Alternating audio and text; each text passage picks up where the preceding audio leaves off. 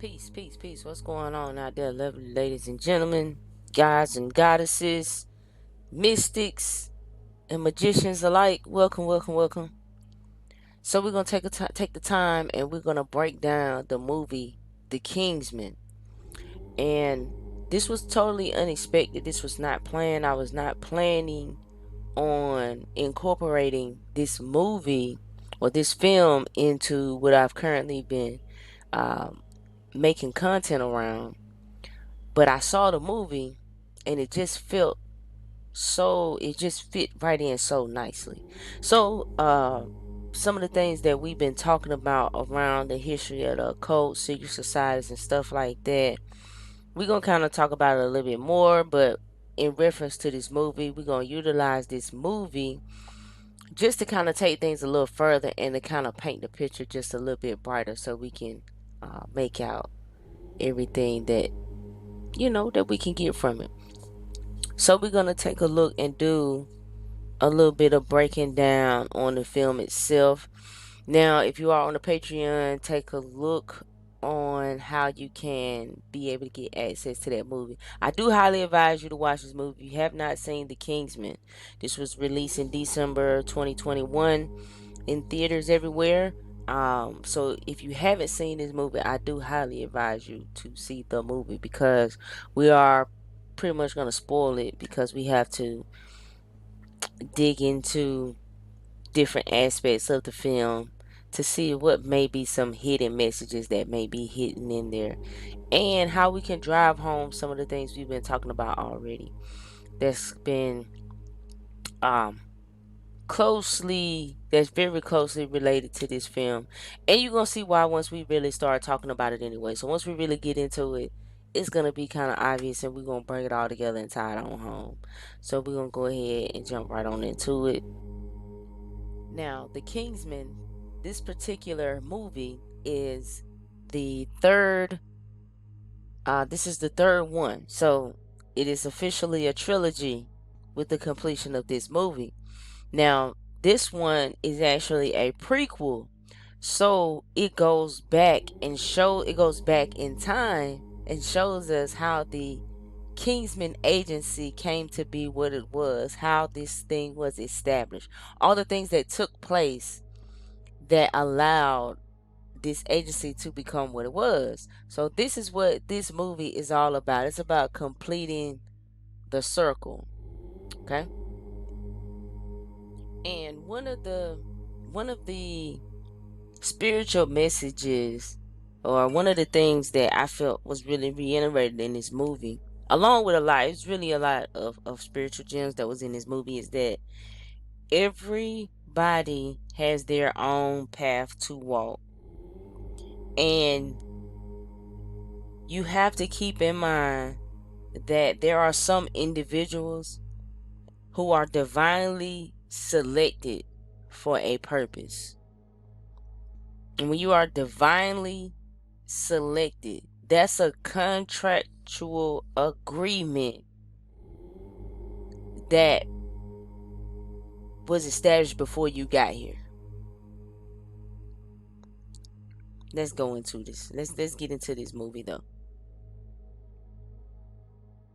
Now, let's keep in mind. Now, we note and understand that this is not a historically accurate or context film or documentary. This is for entertainment, and it's loosely based around certain historical figures and events. Okay, but always keep in mind, especially when you're dealing with the occult, you have to know that it's more than just entertainment. Typically, you get a lot of the mystery in the entertainment because we are told that it's entertainment, but in all actuality, it's subconscious programming, or sometimes it's predictive programming. So we do acknowledge that and we keep that in mind, but we are also aware that movies and the things of the art is the perfect place to have decoded messages or coded messages for those people to decode, which is why you get a lot of people who do the symbolic breakdowns of different events and what different things mean, etc., etc., right? But here, what I specifically do is we don't deal in superstition. We don't deal in the taboo. We want to dispel the superstition because it's very mentally inhibiting, and we just want to have an open mind here. Okay, this is a space for open mind, open thinking. Now let's just get on back to the movie, and we're gonna get all into this because I was I was pleasantly surprised at how much I did like the movie. I've seen the other two. I thought they were, I didn't really see too much into it, but this one kind of made me want to rehash it and kind of go back and look a little deeper, because this one really stuck out with a lot of symbolism and a lot of jewels that had multiple or double meanings. As we discussed in the previous video, we talk about how a lot of your occult schools of thought or occult organizations, brotherhoods, fraternities, etc., they like to talk about things in a manner that spoke on a double truth. So it may be true in an instance for some ways, and in some ways it may not. So that double truth or that double talk thing is a constant, kind of a constant occult thing per se, per have you. But anyway, so let's move on to this. So when we get into the opening scene of the movie, the very first scene of the movie, so they tell us the timeline. They place us in 1902. And so we meet Shola. He's one of the first characters, right? And so we see him, and you got to take note and you got to acknowledge, okay, the brother's headwear and what's on his head, and acknowledging what that means at 360 degrees, the fez, the knowledge. So we're going to acknowledge that. And we see here that they are traveling under the guise of the Red Cross, which you should be aware of when it comes to that symbolic cross symbol. The thing about the cross is such a universal symbol, and it predates Christianity. So when they would go into different parts of the world, especially those parts that hadn't been colonized, when you have a cross that is a similar symbol of something that is transparent or translucent to that culture that people 9 times out of 10. So that symbol itself translated and was a trans it's kind of like a universal symbol. We're gonna just put it that way. It's a universal symbol. But anyway, they was traveling under the guise of being the Red Cross, and of course it's more of a political travel, even though say, hey, we with the Red Cross, but it was political because what we know in the movie, the Duke of Oxford, who is our main character, he is very involved with politics and things of the nature, so to speak. And so let's move along here. So we got Shola, who is the main character. Now, what we need to know about the name Shola is a girl's name in Yoruba. So it's an African name meaning one who is blessed. Okay, and I'm gonna kind of get more into the symbolism on it a little bit too. And so in the opening scene, when we meet Shola and we meet the Duke, and we also meet his son, and his son and Shola, they have a discussion around King Arthur. There's a King Arthur reference. Now, majority of the time when you have a King Arthur reference, or when King Arthur is referenced, it's referencing secret societies, it's referencing mystical origins, something around that nature, because the King Arthur's tale itself and all the symbols of King Arthur is very symbolic. It's very Moorish science centered. So if you know Moorish science, then you know a lot of that symbolism in King Arthur's. Dealing with King Arthur, we deal with King Arthur's court, the Knights of the Round Table. Why it's 12 of them? It's no coincidence why it's 12, just like it's 12 disciples. Just like it's 12 zodiac signs. It's really all kind of symbolic to the macro, which is the cosmos, and the micro within yourself, referencing your 12 cranial nerves that's in your brain. Okay? So when we hear a King Arthur reference, or when something is talking about King Arthur or something like that, that's usually a code. That's usually symbolically referencing something mystical, some mystical origin, or some hidden some hidden knowledge somewhere. So that's usually what that entails when you hear of a King Arthur reference. So the boy referenced King Arthur. Now, not only is it a secret society or mystical reference, so we know that it's also symbolic to chivalry. It's also symbolic to in sophistication, being of high regard. So this is the symbolic reference that is played out a lot within this movie.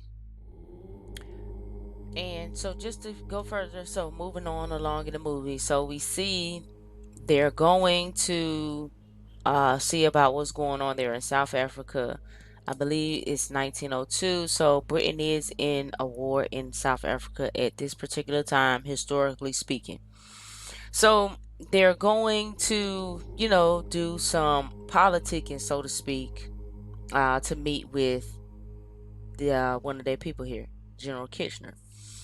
And in the process, what happens is the mother is killed when there's an attempt on Kitchener's life. Now, this is the very beginning, but her death is a very pivotal moment in the film itself. So there's specific things, there's highlights in the conversation or in the dialogue that plays a very vital part in telling the story. So the conversation with her son, her impact on him, always helping people, not hiding behind his status, and her last dying words to the fathers to protect their son from seeing any forms of war. So we fast forward 12 years. They tell us now they're going to take us to 12 years later. Now, 12 years later, coming up on some more issues, but we have to look at the number 12 itself and the spiritual components and the meaning behind the number 12. Now, the number 12 is a very spiritual number. It represents completion. Now, we know 9 is a number of completion because 9 completes the set of numbers. After 9, there's just repeat of numbers. You go to 0, then you get 1 and 0, 1, 1, 1, 2. There's no new numbers following 9, only a combination of the numbers that preceded following. But when you're dealing with the number 12 and talking in forms of completion, we're talking about cyclic completion. Like, as stated earlier, the 12 Knights of the Round Table, you got the 12 zodiac signs, the 12 months of the year, your 12 cranial nerves. The number 12 has a very, very strong spiritual essence to it. Okay? So, just like, if we're looking at the 12th house in the zodiac wheel itself, representing karma, representing unseen or hidden forces. So we know we're dealing with something very strong, very mystical. This is a very mystical movie that drops a lot of gems about hidden knowledge and about things that's hidden. And it can be applied on multiple platforms of life. So one of the things, so I just wanted to highlight something that was said in the film, right? Polly, a very strong component or character in the film. She's on the other hand of the Duke. So on one side of the Duke you have Shola and you have Polly. So you have these two forces on the side of him. Now, mind you, I told you that Shola is a girl's name, and that's because spiritually, when you get a masculine energy on sided with two feminine energies, it's like Osiris with Isis and Nephthys. So it's like that energy when you see that. Now, although Shola is a guy, we know that, but we're talking about the reference, the essence of the name. Okay, so but she says to him, fear is natural. The problem is that the more you fear something, the more likely it is to come true. That's literally the law of attraction. That's just energy. The more you focus on something, the more of that actual thing you will see more of. And this is something that she told him, because how we see the Duke acting, he's very overprotective over his son to a point that it's a detriment. So he doesn't allow him to go places without him. He doesn't want him to do anything without him. And he's living the life of an aristocrat. So it's a very bubble protective life. So he can learn and be educated and all of those things right there on the own compounds of his own land. He doesn't have to go anywhere to do anything. That's the luxury of an aristocrat. So it's like literally being born into, that's being born into a position of power. Okay, so that's how we see that they are now 12 years later, and this is where we are. And so we go on, and they, so his son is at the point he's becoming a man.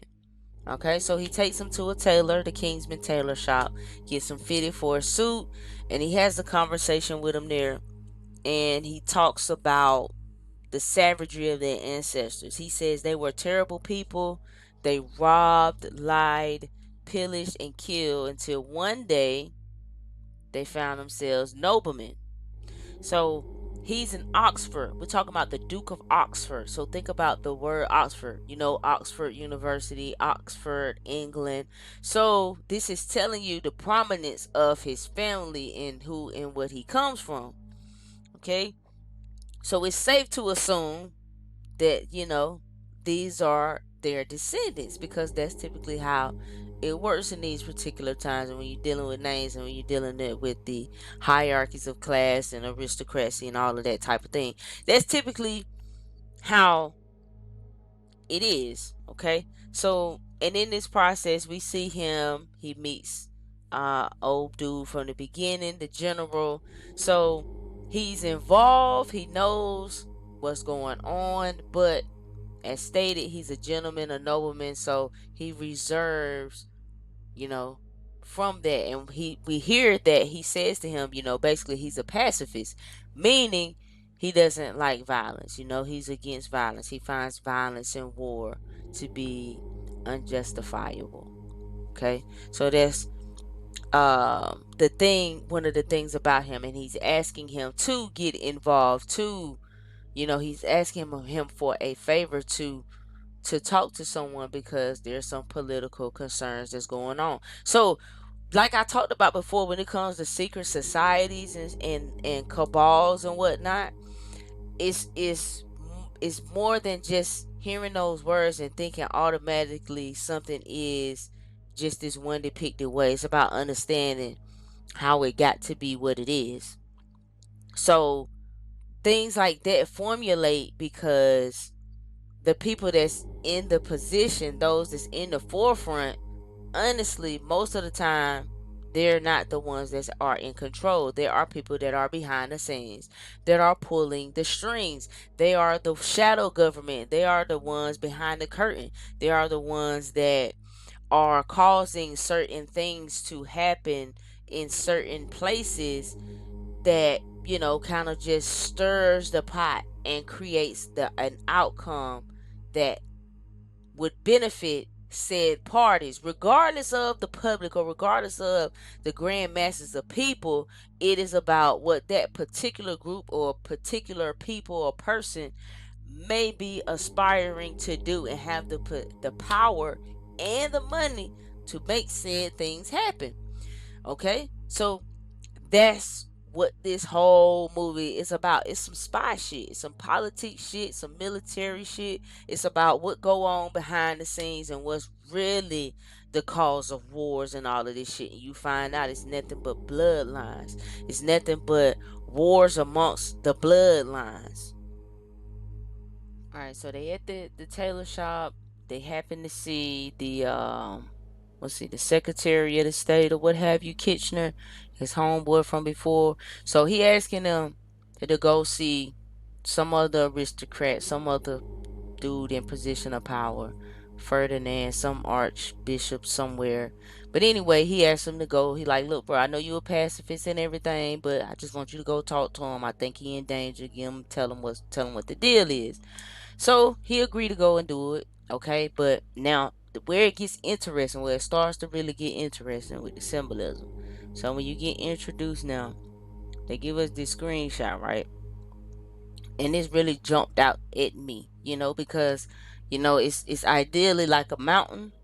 So, but immediately I got the concept, the idea of the petrified tree stumps, which takes me to, these things are remnants of an old world, or a world that no longer exists anymore. If we leaving it up to speculation, or according to mystical origins or what have you. So I found this really interesting because they always have to give you the symbolism. It's always given in an okie doke. So they got to give you the dark side, the bad guy, the villain who is always going to go against that main system. So in this case, when what's going on here, these people or whoever is pulling these strings behind the closed doors, now we're about to get introduced to them. And the mere fact that you see this is already bringing forth the dark concept, because we're talking about an old world. Everything that's old is what's considered dark, primeval, and those types of things. So because it's an old science, so it's not around anymore. So immediately I thought about the petrified tree stumps, and you can Google this and take a look into this if you want to look more into it. But I immediately thought, man, that's exactly what that looks like, right? Like when you look at it, like that's what it looks like. Like maybe a giant tree was like chopped, right? So that's the concept behind the petrified tree stumps. So when you see that, and then so the only way to get up here, you have to take a lift to go up.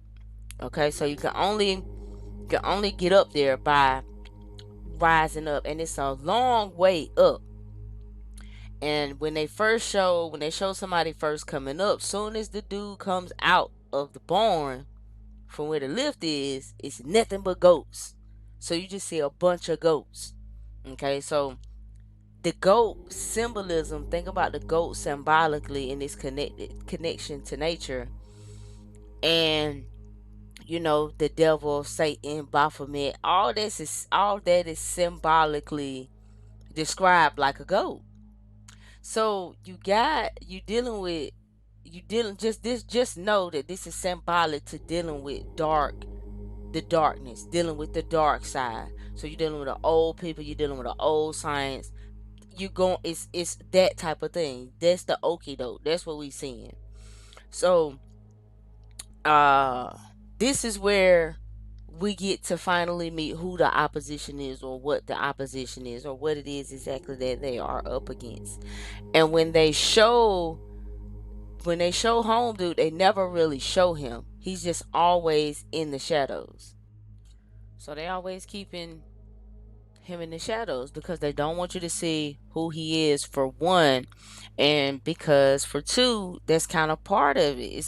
It's the shadow. There's someone behind the shadows that's encouraging these things to happen, that's influencing the whole entire world. So, and here's a better look at it. So, and this is what you get. So you got, the figurehead of said organization, cabal, clique, group, gang, whatever you want to call them. And these are all these people. And you got to pay attention to everybody at the table, because we see all of these people at the table in the position that they play out in the actual world. So people have more than one identity, more than one role. And that's the whole point, and that's the way that these things work. So that's all we doing in looking at this movie. We're just seeing this is how these things work and how they play out historically, how they can affect history. Now, mind you, we can't say that any of this is true, but we can say that we do know and we are well aware that a lot of these organizations or brotherhoods or what have their own forms of history. And who's to say there isn't some of your more well known Hollywood writers, screenwriters, or what have you, who hasn't incorporated some of those stories into the entertainment? But we have to leave that to speculation, right? So I'll let you draw your conclusions for that. But so as you can see here, so you see he has a group of individuals who you can see from their attire, what they're wearing, that they are a part of different governmental factions. and he obviously has some sort of plan or some sort of goal or something working in mind, and he needs to utilize these particular individuals, and everything he does is pretty much in a sense set up like the way a secret society or organization is set up. So he has all of them, and they all have, so he gives each of them a ring with an animal on it to be with a symbolic reference to them. And he says, he asked them, can I trust you to behave like them? Because he says, I only trust animals because I know they're going to do what I want them to do, what I expect them to do. He's telling them, I need you to hold up to the same standard. That's pretty much what he's telling them. So he asked them, can he trust them? So when he gives them these rings, he says these rings are symbolic to the members of my flock, and they call him shepherd. So he's their leader, and they follow or they go where he tells them to go. Now, mind you, a shepherd is the leader of sheep, and sheep are always led to slaughter. And within those rings, there's also a little tablet of poison if they were to get captured, caught, so they are not telling anything. Now, these people at this table, actually, most of these people in this movie, these are based on real people, as I've said before. And I think it says it in the movie when it's coming on that it's based on true events. But these are real people. These things really occurred. This is what was leading up to World War I. And so when he talks to the guy, what's his name? The princip, the first guy he gives the first task to. He has the bear symbol. So he tells him his job is to kill the Archduke Ferdinand. Now Kitchener is sending the Duke to talk to him to let him know his life is in danger from what he suspects, and he's right. And so he's sending little dude to go kill him. So, like I said, you have to pay attention because everybody sitting at this table, these were real people involved in history. Now, it's trying to allude to the fact that this world war was started by powers that be behind the scenes, which could not be, far from the truth. That's absolutely how the majority of these things go about, and it usually has to do with bloodlines and the sins of the father or those of the ancestors that come back to pretty much bite them in the ass at the end of the day. That's pretty much what happens, and this is what we are seeing. So the whole way that this movie is laid out, so you got to remember when we talked about the secret organizations and just dealing with the occult science throughout history and how propaganda and all those things were used. See, this is kind of a part of that same type of thing. So the knowledge itself also suffered when you had different organizations or groups of people or things or whatever the case may be, that they were making these moves because these people usually exhibited or they usually had a sense of higher knowledge, and a lot of times that breeds rebellion. So a lot of times you're gonna go against the system. The more you know about this shit, the more you want to tear it down. I mean, that's just generally the way that it goes. And so we're gonna get more. Let's go. Now, so a lot of points in this movie, right, is like very perfectly timed. So it's kind of alluding to the stars aligning. It's alluding to cosmic influence. And cosmology, cosmic influence is a big part of the occult mystery or being in the shadows. It's usually utilized to their advantage. So in the movie, when we see things kind of lining up perfectly, it's that's what it's alluding to. Cosmic influence, cosmic alignment, something that's supposed to happen. Now, mind you, like I said, a lot of these things actually did occur in history. So, he actually did kill the Archduke of Serbia. He actually did kill him, Archduke Ferdinand. He did do that, historically speaking.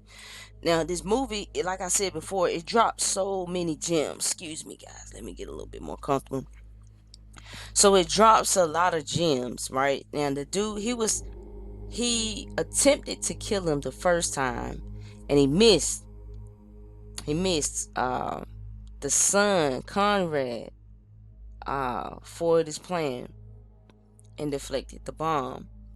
And just when he thought he failed and he was gonna kill himself with cyanide poison, they literally drive right past him. Drive right past him, drive to a dead end, come to a dead end. You need to turn around. So it's perfect and ample opportunity, like he was supposed to kill him, like was destined to kill him. And he does. So he kills him and his wife. Later on, we see the Duke and his son. So now the Duke is seeing how serious this is. Like, man, this really was for real. And he's, hearing word of these other. See, it's a chain reaction. One thing happens and it leads to a whole more course of events happening, especially when you're dealing on a grand scale of politics. And his son Conrad asked him, he says, and I think I got the screenshot. He asked him, he says, so why do Serbia, it's such a small part of the world, why do they even care? He said, well, son, because small things can grow into big problems. And remember that. Even in life, with anything, small things can grow into big problems. So when people say, why would they care? Because small things can become a big problem if you just continue to let it fester and let it grow, right? And he goes on to tell him the story. This is how we know this shit ain't nothing but bloodlines. He goes on to tell him how all this shit was, right? So he said years ago there was 3 young cousins. The eldest was the real troublemaker. He felt he was entitled. He pretty much said there's no rules in war. When you grow up entitled and you handed rulership like that, you don't have to fight, you don't ever have to do anything. You have a different way of perceiving based on how things really are, right? Now their grandmother was Queen Victoria. So their grandmother was Queen Victoria, and she always was the one who kept them in line. So you had the three cousins. They grow up to become rulers. Okay, so you got one who rules over Germany, one who rules over Russia, and one who rules over Britain. William Kaiser, who's ruling over Germany. You have Tsar Nicholas over Russia, and then you have King George over Britain. All right, so this is all sparking up their feud. Now, mind you, they cousins at the end of the day, but they've been fighting and they've been who they are since they were little kids. Only for this shit to get stirred back up when they become grown adults and have real armies and real people and real land and real empires and shit. So that becomes the problem. So you got Kaiser William of Germany, Tsar Nicholas of Russia, and King George of England. And so with the Archduke Ferdinand being killed, this gives the Kaiser an opportunity to just be an asshole, to just start something, because he was always the cousin who always started shit anyway. And he has the little deformity. So that's probably what is rooted in. He got a deformity, probably insecure as hell, right? Because, I mean, this is what we talking about. These are the people that were in control of ruling, all because they were fortunate enough to be born in that position. Didn't earn it, didn't do anything, but just be born with a particular name or in a particular family and have the authority to rule.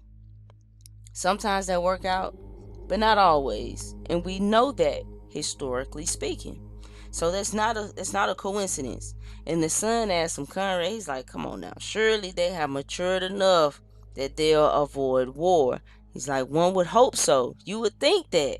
You would hope that. But there's somebody in the shadows that's hoping that's not the case. And that's hoping to continue to manipulate and do things in the dark and behind the scenes to continue to fester, and so to ensure that there will be a war. And it starts to get a little more interesting when you move on. So in the next scene, you see the Kaiser of Russia being consulted by someone. Now, if you recognize him, you know that he was one of the flock.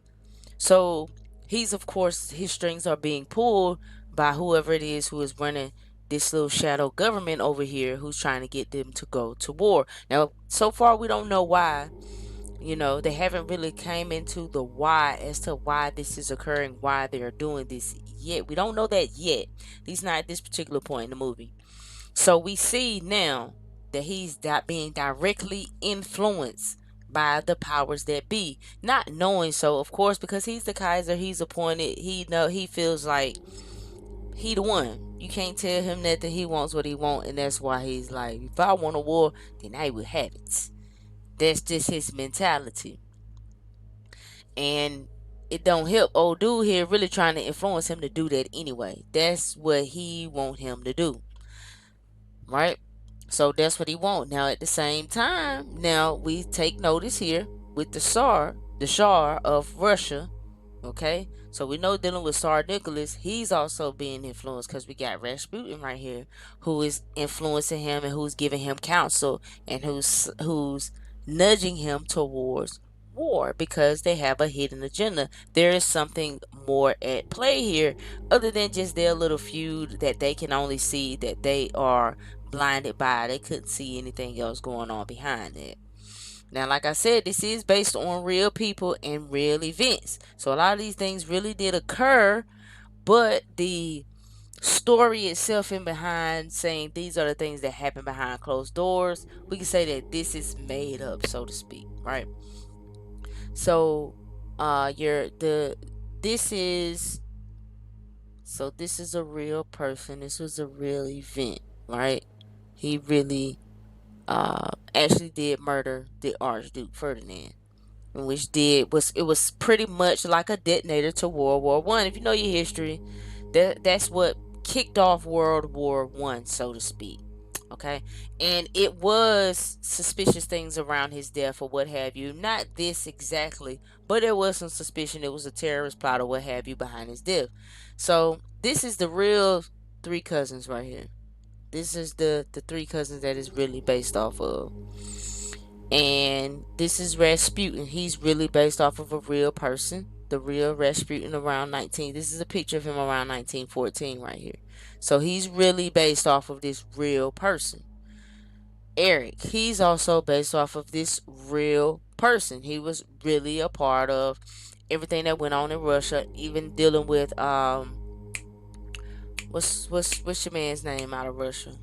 Adolf Hitler. So in the Nazis and all that, he was a part of the whole Nazi thing. So this is just kind of insinuating that these people were always being, these people were always a part of greater plan, always a part of a greater group that had their own agendas or what have you throughout history. So these are based on real people, like I said.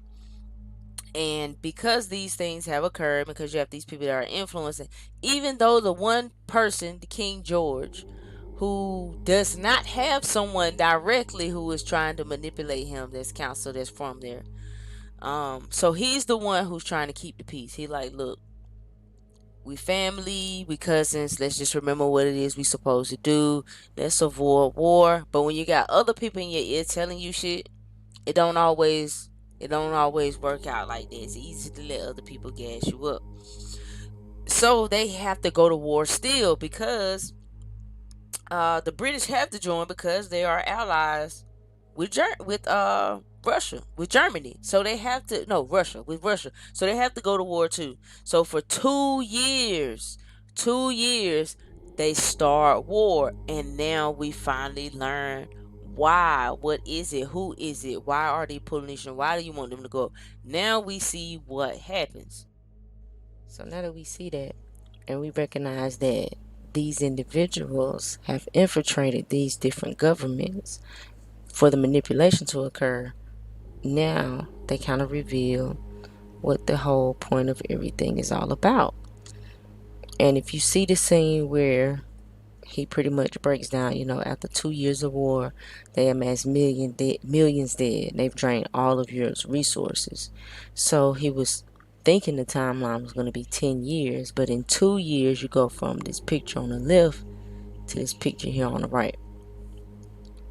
And it's millions of people that's dead. Now it's interesting though, because Bobby Hemmett said something, and it sounds so cold, but it's so occult that you get what he's saying when you really into this occult shit. He said the masses ain't never did nothing but died, and that's pretty much like what it boils down to. Like, it boils down to people dying. Like, even in older civilizations, even when they was doing, even if they was doing human sacrifice, like, it's always been something that has occurred on this plane. It's not to make an excuse for it, but it's just understanding the reality of this physical, and why certain occult schools of thought view this physical the way that they view it, as being like a hell planet or a purgatory, or an abomination, so to speak. That's why some occult schools of thought are structured that way, because that's pretty much like what is what it's alluding to, or what it's breaking down. So, all of this is going on in the war, and as they revealed, now that they revealed to us the whole reason that this particular group of people has come together, and it goes back to Scotland. So, dude apparently is from Scotland, has roots in Scotland, and hates the English for oppressing Scotland for over 700 years. And he called them the inbred monarchs, only ruling due to their fortunate births. Okay, and so once again, you talking about bloodline wars. It's just dealing with different sets or groups of people, and in this particular case, it utilizes an actual bloodline to go against each other. So, alright, so now we move on. And so they've been at war, of course. Conrad has steady been wanting to go to war, right? Because that's just who he is. And the dynamic between this father and son is interesting, because so the son, he wants to go to front lines, fight for the war, fight for his country, but his father's trying to protect him, right? So his father knows things that Conrad is not aware of. He sees things, he's experienced things, he's aware of things that he simply doesn't know. And also, like you see here, that's why we got this arrow pointed here, and it's interesting seeing you got the mother on the wall behind the son, and is in a position where only the father can see the mother. And at this, even though the way the son see it is that the father is holding him back, he kind of sort of is, and at the same time, he's trying to keep his promise to the mother, so he's trying to honor her. So she's back here on the wall, and here she is. So that's symbolic in itself. So that's just about symbolizing what's known to us but not known to all the characters that's present. That is a factor. That's something that highlights the shadow work, things that's working in the shadows, things that's working behind the scenes, reasons unknown, things that are unknown because it hasn't come to light yet. So it's symbolic to the unconscious, it's symbolic to the shadow. So unless that's dealt with, that's gonna come back to haunt you. So when you don't deal with your shadow, it's gonna come back to haunt you. Feel me? So that's the entertainment portion of the story, so to speak. But of course, the son he's not really trying to hear none of this. At the end of the day, he want to go fight. He feel like his pops is holding him back. But like I state right here, he's really just a fool. And it's not a bad thing. It's not in a bad way. It's about energetically speaking. Because a fool, no, I didn't say unintelligent or stupid. I said a fool. So because he's unwise. He's not experienced. He doesn't know any better. Even in the beginning, when his family, he was with his parents, and they were going and basically the things that happened, he still didn't oversee all of the bodies in the very beginning. If you see like all the graves. So he has a romanticized idea in his head about war, like most people do, because we don't know what we don't know. That's the thing. We don't know what we don't know. And so he's talking to him because he like, look, I went into town, these people gave me a feather, and the white feather in this instance is symbolic to being a coward. And so he tells his dad, like, damn, so people looking at me like I'm a coward. Like, why should I have to suffer this humiliation? He says humiliation. Understand? He says, why do I have to suffer this humiliation? Understand? Listen to this. Listen to this, no. Cause he really give you occult jewels. And he says, you want to fight because it's a testament to your character. Right? And he tells them, reputation is what people think of you, and character is what you are. So this is yet again we're dealing with in the light and in the dark, because you may be able to be one thing if you are perceived a certain way in the light. It may allow you to be able to be another way. It all makes sense because it brings it all full circle later on in the movie anyway. But it goes on, he talks to him, he shows him his own medal. And he tells him, because remember that his father is a pacifist. So now he's talking to him about basically another life that he was a part of when he went to war himself. And he lost himself in the war and the killing. And that's what made him change. And when he was talking about the war, the interesting thing, you see, the people that they was fucking up in the war, it was some Moors. Yet and still, study your history. I only pointing that out so people can understand and know this history that we aren't taught, to go back and to study it for yourself.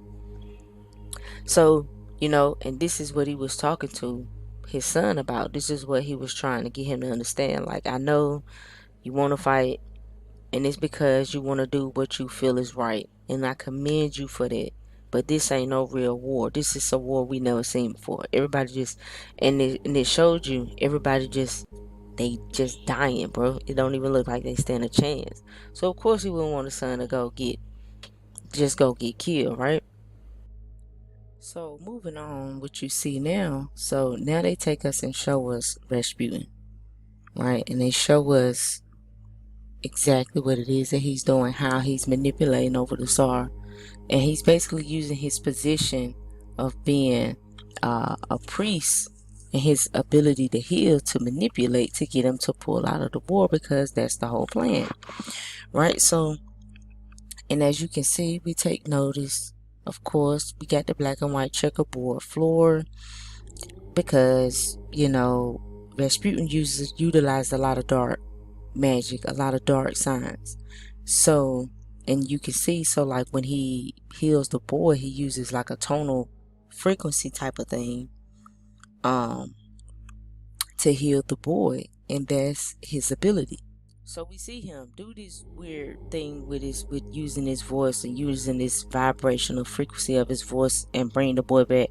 And we also saw that he was also responsible for the poison that the boy took anyway.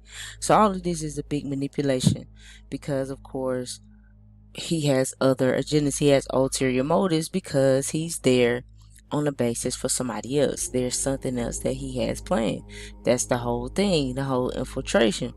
So what they show us, Conrad has a cousin who's in Russia, and he writes him a letter about Rasputin and his influence that he has, and he's asking him, like, maybe your pops can help. So what Conrad chooses to do instead, he wanted to take it to Kitchener because he want to go with him, because remember, his dad is not trying to let him see no action, do no war. He's trying to keep him out of harm's way, and he already knows that he's already informed Kitchener not to let him through. So, he takes him this information, want to show him how valuable he is, because he wants to get He wants to get involved. He wants to do what he feels like he's supposed to do. Of course, his pops find out. He comes. He's like, "No, bro, that ain't gonna work." And Kitchener goes on to go.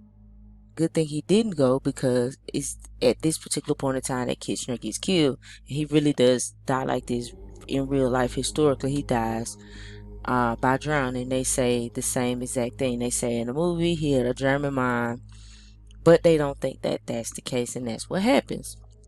And it's at this particular point that the Duke realizes that he has to reveal to his son who he really is at this particular point. And this is when he shows him that he's basically a person working in the shadows. He's a shadow worker. So all he's saying is, he said, this war has made me realize. He said, this war has made me realize that that we cannot rely on politicians to do their job properly. And so he decided to do something about it.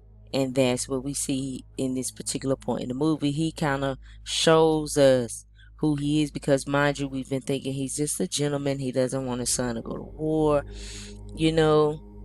Elite. We don't see him get his hands dirty, so to speak. But now he's going to reveal more of his truer intentions. So, he's revealing to his son his true identity and his true intentions, and he tells him, and this is a real gem, he says, "My reputation is of a man not wanting to be involved, which means my character finds it much easier to be involved unnoticed."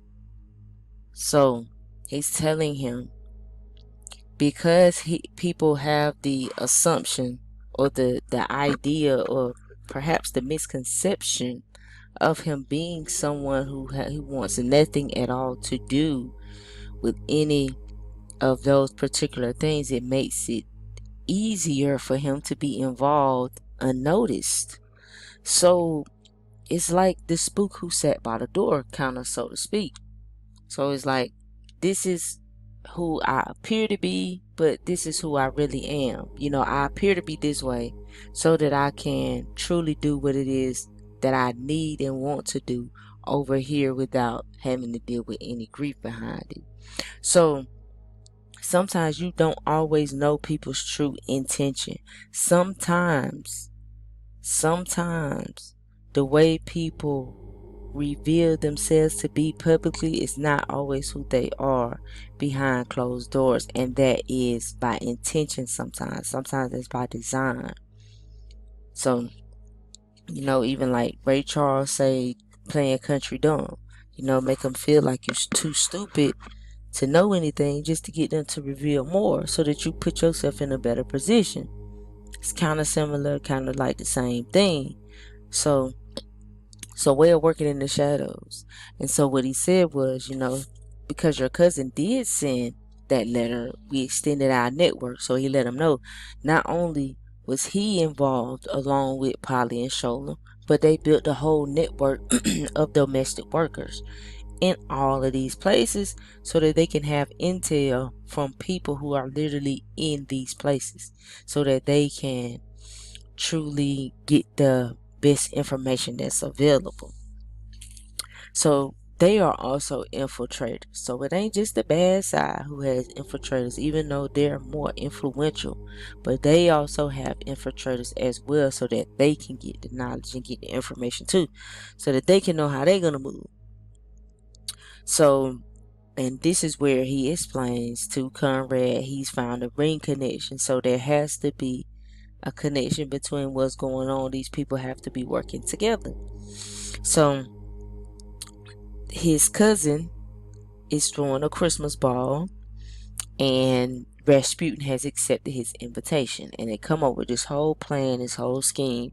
They're gonna go and basically kill Rasputin, because they feel like if they can do this and prevent him from influencing Russia to get out of the war, then things can kind of settle down and the war doesn't have to continue, especially the way that it's going, because mind you, England is losing, right? So that's what they do. Now they know because of their domestic networkers, because of the intel they could gather, they know that he has a weakness for sweet cakes and he also has a weakness for boys. So they come up with this whole plan to get Conrad to get him alone in a room, get him to eat some cake that's cooked with some poison. So that's the plan that they're gonna go with to try to kill Rasputin. And it's at this particular point we get ready to get into the action. So they decided they're gonna kill Rasputin. They got their plan in order and everything. So they meet. He decides he doesn't want Conrad. He want the pops. So they gotta swap. They gotta trade places, and you get the Duke dealing with Rasputin instead. And it's almost like he kind of like interrogates him a little bit. So he do his little tonal frequency thing, kind of like put him in a trance and start asking him questions. And at the same time, he's healing his leg from when he was shot in the beginning of the movie. He's been walking with a cane ever since. Even though he still can fight, he has a very, you know, the wound in his leg is still very much making it difficult for him in certain instances. So he's using his dark magic, type of thing to heal his leg, and he does heal his leg. He realizes they trying to kill him anyway because he eats the cake. His body is like kind of like immune to the poison. He throws it up. So they have this big old fight and everything, etc., etc. So we know eventually though they kill Rasputin. Okay, so they on their way back home, and um so they on their way back home. Well, and before this, we also noticed there's a scene in there where the shepherd, news of Rasputin dying, of course, he sends in somebody else to do something else, and he calls him Conrad Lenin. Now, what we know from him historically, if his name is Lenin, he's in Russia. He's Vladimir Lenin, who was a Russian communist who was kind of behind a revolution in Russia, which led to the split and it becoming the Soviet Union.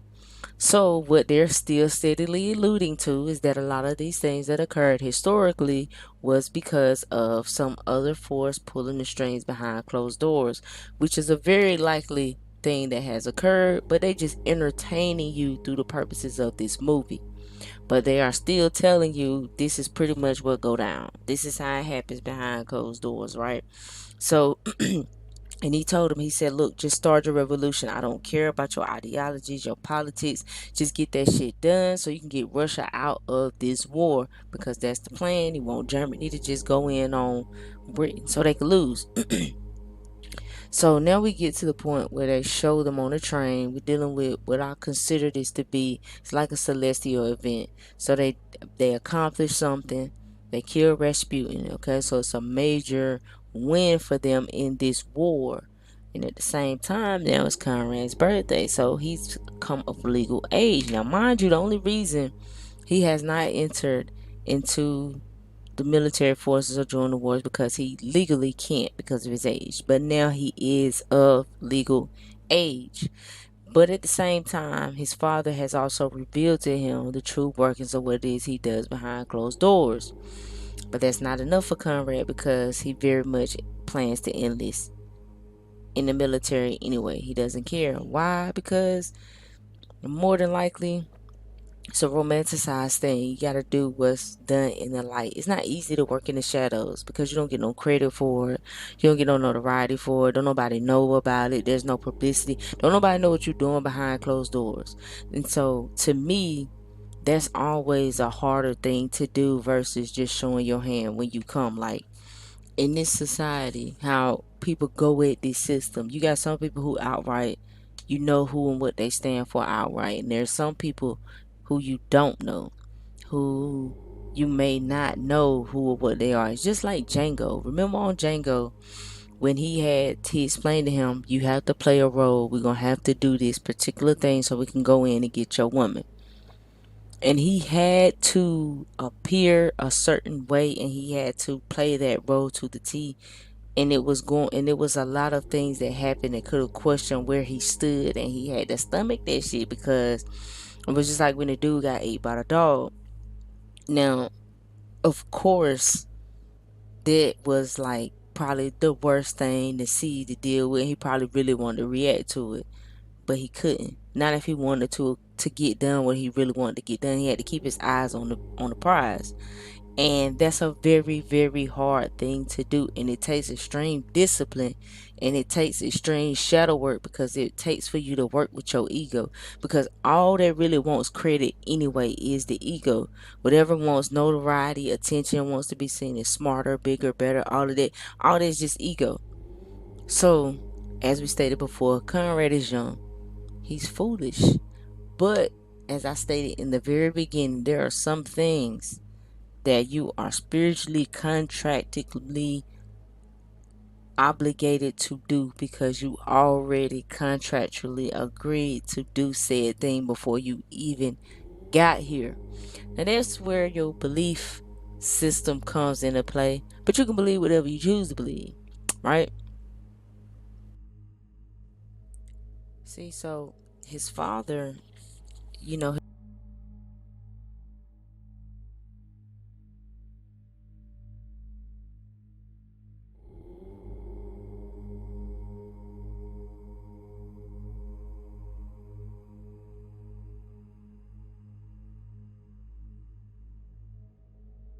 so this is still an ongoing war. So you still have, Germany and Britain going at it. And in the process, Germany is blowing up everything that even anybody that even tried to come to England to bring them supplies, food, anything. He like let them starve. So in the process, you blowing up U.S. ships in the terms of, okay, so now you might be pissing them off and making them feeling like they want to join the war. So all this is happening, all this occurring simultaneously. So while Conrad is being trained to be a soldier, they are trying to intercept telegrams and still trying to put forth information and figure out what it is that's going on, all these things behind the scenes. So you have both of these things working at the same time. And so when the Duke intercepted the telegram, or Polly, or what have you, when they intercepted the telegram, they felt that it was definitely going to bring an end to the war, because the telegram was proof that the Americans would need to get into the war, right? But it still didn't go as planned, and he didn't. The American president at that time still didn't want to just jump into this war. It's like, well, I don't know that this is real. So he said that's what he was saying, right? Now, I always remember that what's done in the dark is always going to come to light. So what happens is, so that's just like we see here. He's like, son, I don't understand. You doing way more than you need to do and helping me, insisting and doing what we doing. This is the real fight. These are the real people pulling the strings on the war. But of course, like we said, it's not enough. So when they intercepted that telegram, him and the king pretty much had a little celebration, because they thinking the Americans gonna join the war. And he assures them, look, I'm not gonna let your son get sent nowhere where he put in harm's way. You know what I'm saying? All that you are doing is gonna save countless lives. The least I could do is help your son, right? But what's done in the dark come to light. So he should have followed his first gut, because he didn't want to do that, because he didn't feel like it was the right thing to do. But he like, look, come on. So in the process of doing that, though, Conrad gets a whiff of this, because of something that a superior officer says, basically like telling him, you know, you're favored. That's why you ain't gonna be here and be put in the war. He ain't like that. He didn't like that type of manipulation. So what he did was he swapped places with somebody else, and he goes front line the war. And what happens? He dies. He go out there and he dies. And before, he's like, damn, my daddy tried to tell me I should have really listened to what he was saying, but he didn't know. He was foolish. But at the same time, he was doing only what he was supposed to do. He was being himself. He was being what he was supposed to be. And in the process of him risking his life, or dying, what he died for, his sacrifice, brought forth what his father had already accomplished. So his father, they intercepted that message. But what Conrad discovered on the battlefield was the actual telegram itself, even though he died for it. So he died for that. But that's what it was. And so, and it was this particular moment where he found out that his son died. So, um, it's the whole time, you know, the whole time he was trying to honor the promise to his wife. But he just could not deny Conrad's purpose. He couldn't deny what he was there for. I don't care what you do.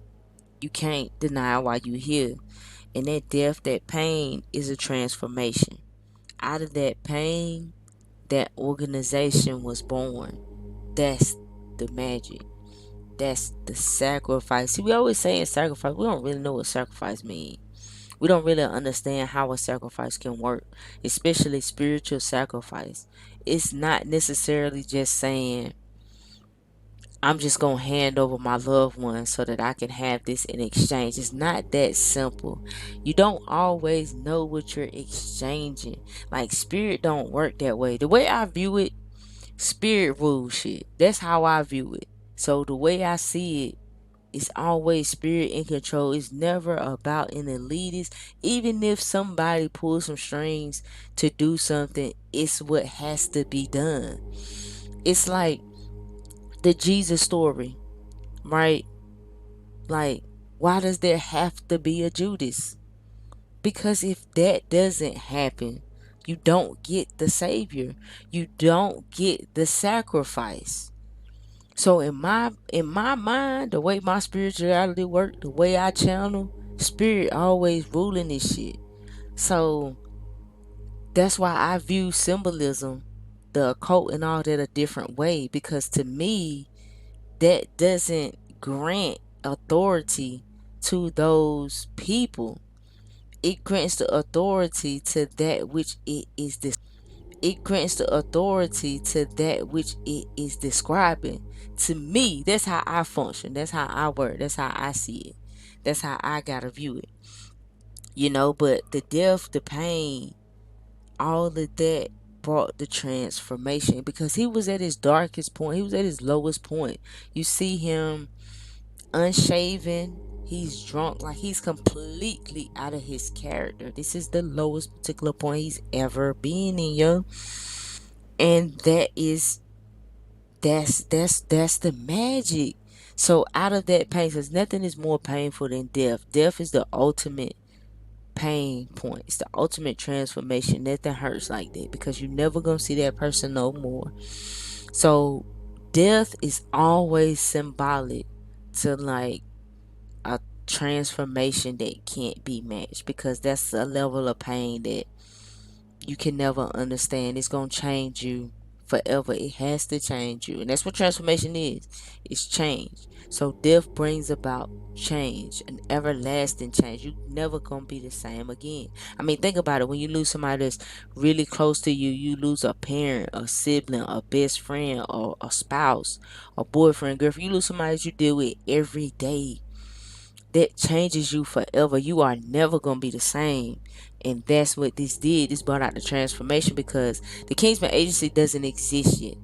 Out of all of these courses of event, that agency is born and is serving a higher or greater purpose out of the sacrifice of the life that was lost, which was his son.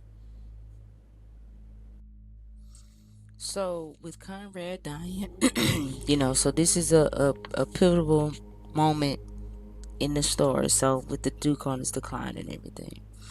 All right. So and then it's at this particular point we see why the U.S. has not entered the war. Is because they have been infiltrated as well, and they allude to, and it mentions DuPont here. They just name dropping just to, kind of just furthermore insinuate that a lot of these people are associated with other things, and they have dealings with other people who have ulterior motives, things that we don't always know about.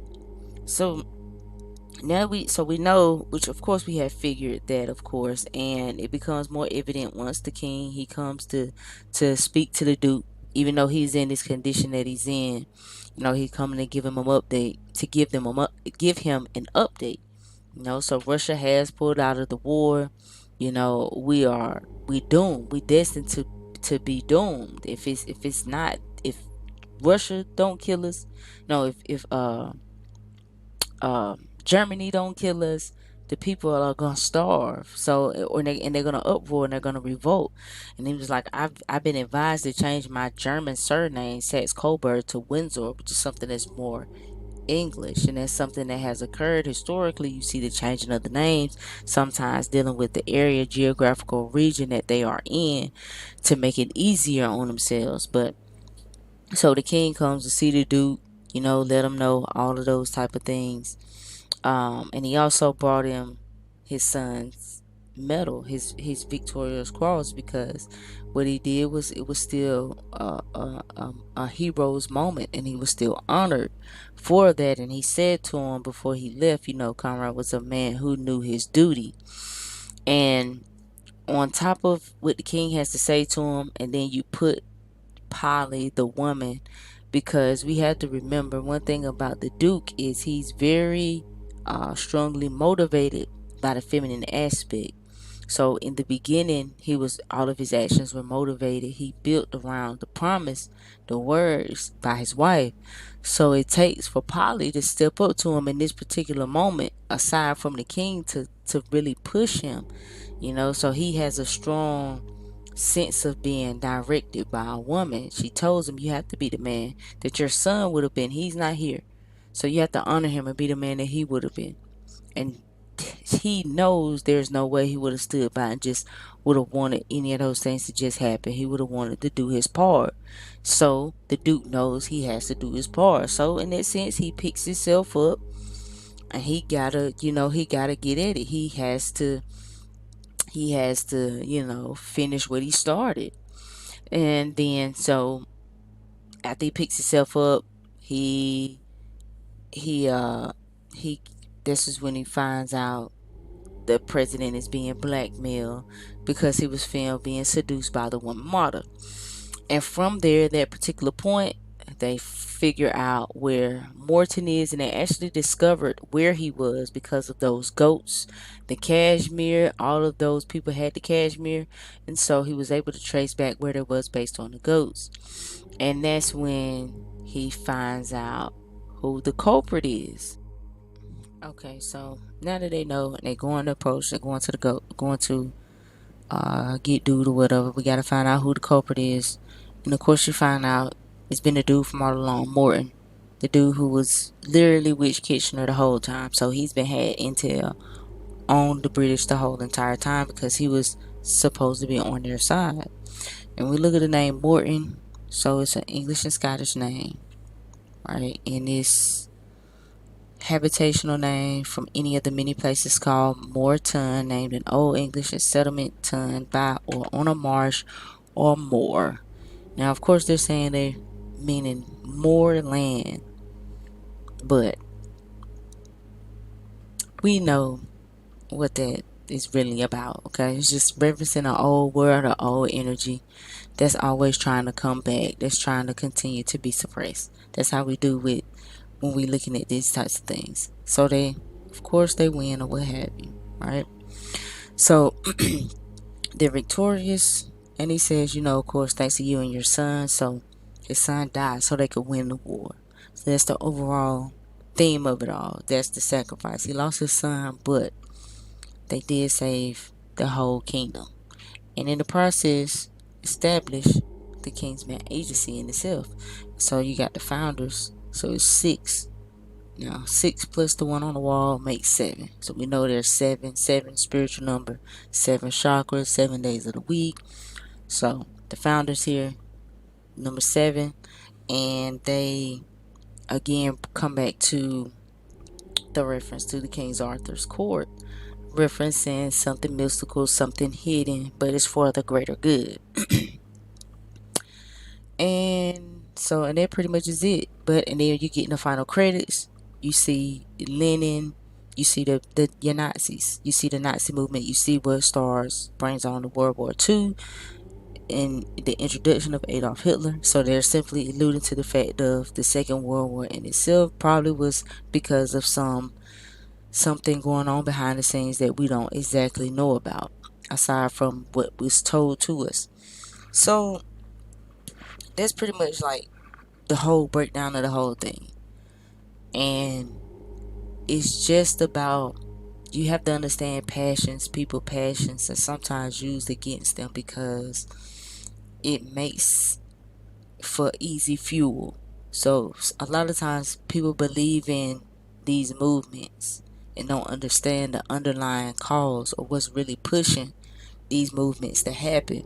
So that's how people become pawns and become used in movements and organizations that they don't necessarily really have any knowledge of, but they just fall in the middle of it because their position, wherever who they are, their influence, it just serves those people in utilizing who they are and where they are and their platform. So like in these times, you're looking at it back then, you're looking more at empires and governments. It was more obvious. Today, the game is a little more different. It's a little more subtle because a lot of these figureheads or these unseen position people, you gotta look at. Have y'all ever seen Billions and seen how billionaires and hedge fund people can work behind the scenes and literally change lawmakers and how whole cities are ran? And it's still the same thing. It's just in today's time we might see those people in a different type of position, but that's just how things go. Things are always ran from behind the curtain. So the key is to figure out who's running things from behind the curtain and to understand that the narrative that you're given most likely isn't the true real narrative anyway. So that pretty much concludes it though. If you have not got on the Patreon and checked out the whole full introduction to the occult, you need to go ahead on and do that. We still got part 2 that's gonna come for that, where we're gonna really deep dive into those schools of thoughts a little bit more, look real deep into Kabbalah, look real deep into tarot. So we're gonna break that down even further on part 2. But we just wanted to supplement some of the things in that introduction by utilizing this movie as an analogy. So that pretty much breaks it down. Be sure to subscribe to the channel, turn on your notifications if you have not yet. Follow me on all your social media platforms and subscribe on the Patreon. Peace.